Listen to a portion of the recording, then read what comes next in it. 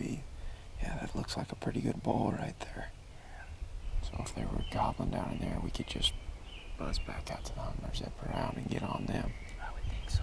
Did you guys hear any other ones? Or just that one and these? Yeah, them two, this one, and there was one over here somewhere.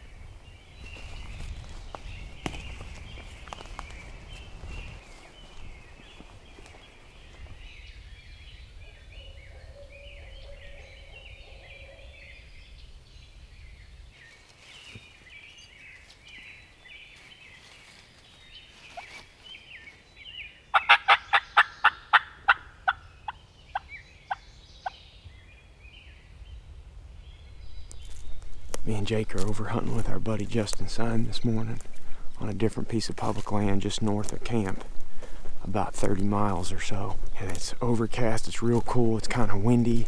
Front came through last night and the birds did not gobble very good on the limb at all. But now that they're on the ground, they're starting to move around a little bit. This public land, this bean field that we're in, runs off down there into these ridges. And we just heard a bird gobble right down in there. Sounds like he's kind of working his way this direction. They're scratching right here, Justin. They've been up here. I would say we'll work this right side and try and get up there with him. It wouldn't surprise me if they do the same thing that ant just did, is work around here. We may end up on that point right there. I just don't want them to be on that ridge and them have to cross that ditch.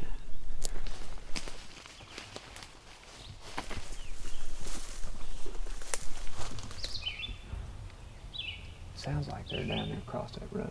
Yeah. Almost like they're off in that bottom.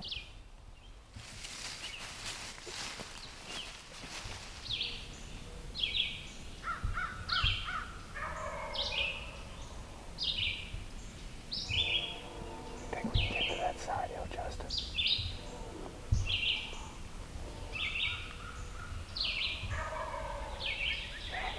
Right there, dude. Kind of working this way too, sounds like. I'd get down and crawl. Okay, and they're right there.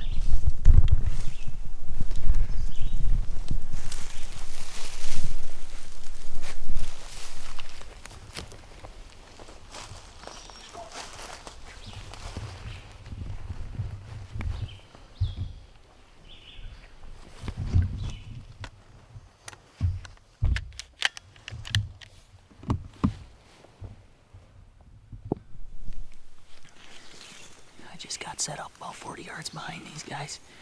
These birds are across the ditch up on, right on that ridge line and right across the ditch from us. We'll do a little scratching and calling and see if we can pull one of these birds up past these guys.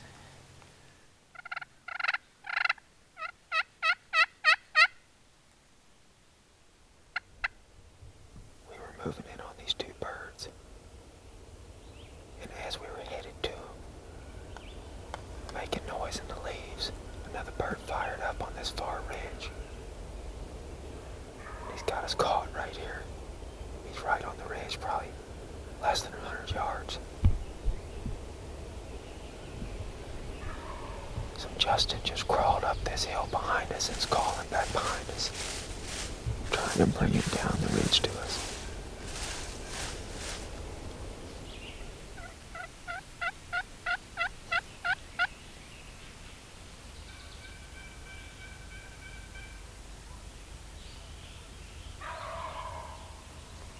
Down the hill.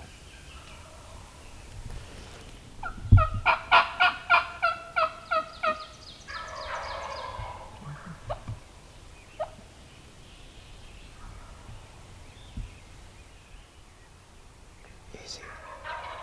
Another one's coming right at us. No, he's coming right at us.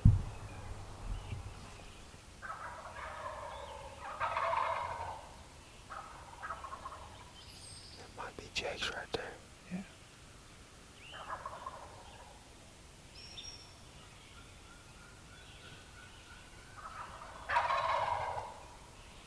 So I was afraid if we start calling them, they'd all be over here. Now they're going back, ain't they? It sounds like those turkeys are working off around the top of that ridge. Jake and I are going to try to slide down the hill and get on that same ridge with them. We're gonna try to slide down here quick. Oh, wait, right here, right here. Coming? Yes, right here. Watch out. Yeah, yes, you can, I know.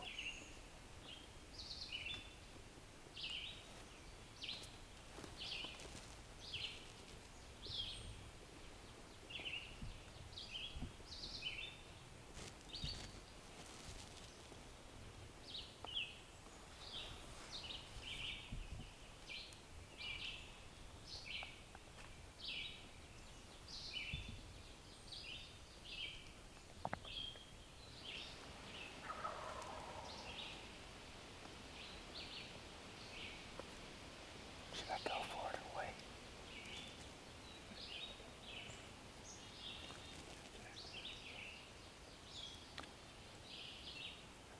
I'll never kill him if I just pop shoot him like that. He's still relaxed, isn't he? Let's get nervous.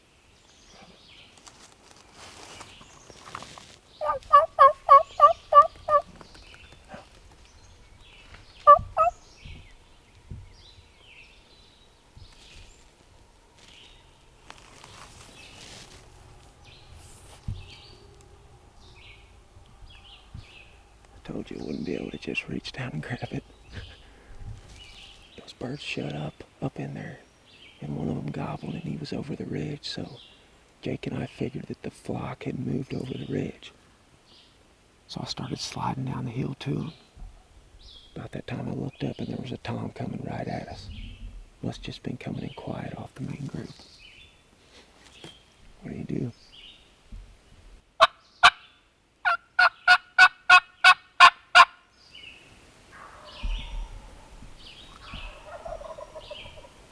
They're all right there, ain't they?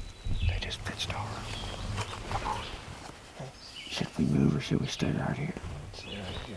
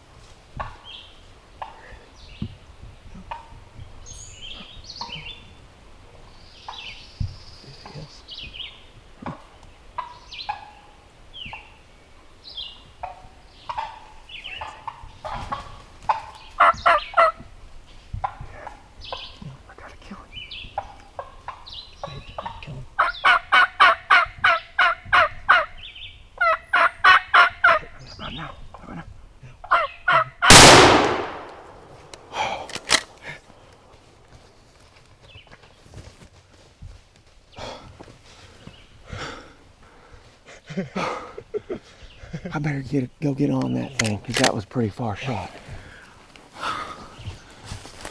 I'll be right back with you. Hang on, Simon. I think I got him.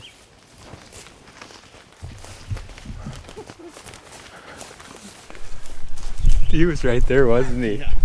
I seen him in full strut coming down. It's like, What in the world? You talk about getting wild. Holy cow. Right there's the hole that I shot him through. Pretty sure. He is a little bit to the left, I think. he went all the way back across the ditch.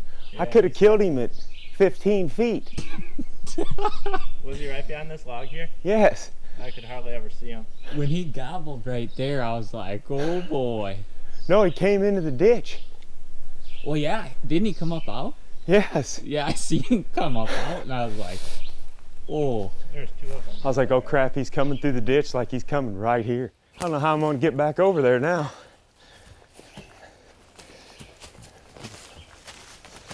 Between us calling back and forth and scratching on this hill over here, I think these are the same two turkeys that were behind us at that one point. Probably.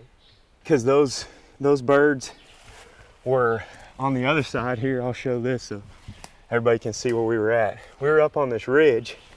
Let's set him down.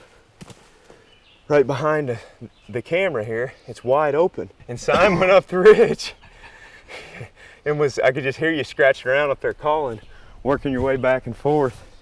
Jake and I were sitting right at that big oak down in there. And the bird started coming to you, these two, and he was right here on this trail, on this deer trail that we're on. And he popped up right here. I mean, it ain't but 10 yards. Jake couldn't see him and I could kill him, and he was moving so quick that I was like, man, and his head was down. I was like, I almost shot him when he was right on the other side of the ditch. But I'm like, I'm just gonna make a canoe out of him, you know, if I shoot him right there. So I said, I'll wait for him to pop up, but then the other one started putting. And then it was like, jig was up. I mean. I'll tell you, it's not some of our best work, but he was in the frame when you shot. He was in the frame, huh? Well, yeah. When he come up out of the ditch, his head was white, and he just moving. yeah. It's like, oh man. I mean, he was almost running full bore when I shot. And there was one tiny hole. I was like, Jake, I got, this last hole is the only one I got. And I mean, it wasn't but a foot wide. Did you see the first one come in? No, that's what he said, but when he gobbled, it was like, man, them boys gotta see him. 10 minutes. Well, what happened was we were sitting at that tree, and that turkey gobbled over the ridge right there. Mm-hmm. And me and Jake started talking. We're like, those birds have worked around that ridge. So we just said, let's go to them. So I started sliding down there, and I got no more than 3 feet from the tree, and I heard something flying and looked over here to the right, and a hen landed over here 40 yards from us, and then I looked back to the left, and here he comes, bobbing his head down through there. Birds were piling in. They were flying in like crazy. 3 or 4 of them Just flew pitching in. across the ridge. They It was just, wild. yeah, these ridges are so steep in here that we've been hunting that they don't like crossing these ditches and doing that like those birds just did. They don't like that at all. They want to just pitch from one side to the other. And I think these are the same two that have basically been working all the way around us for, I don't know how long now. Look what I tripped over right away. I know, I picked that up on the way here. And You I found a foot trap? Well, I turned around. It's got actual foot in it. Yeah. Little claws. And Holy cow, that's insane. I turned around and tripped over that when I was on my way back up. I'm like, was he coming to me or you? Oh no, he's coming to you. Was he? It's a 2-year-old turkey. Big double beard. Holy. Surprise! Big old double beard. Yep. Congratulations, man. Thanks, brother. Appreciate you. No problem. AJ missed one on this same place. Might have been one of these two turkeys. It could have been, yeah, easy. Just a few days ago with you and Greg. And we're like, well, you know, they didn't spook too bad after he shot them, so let's go back in here. And we're a pretty good ways from where he missed those turkeys at, but still on the same, basically, ridge system, I would say. pretty wild to me that they just pitched, not only these two, but like 5 other birds pitched across that whole valley to get on this ridge with us. That was pretty sweet. That's what they do in this really steep, hilly terrain like that. I mean, we notice that out west. In Nebraska, you see that, you know, down south even.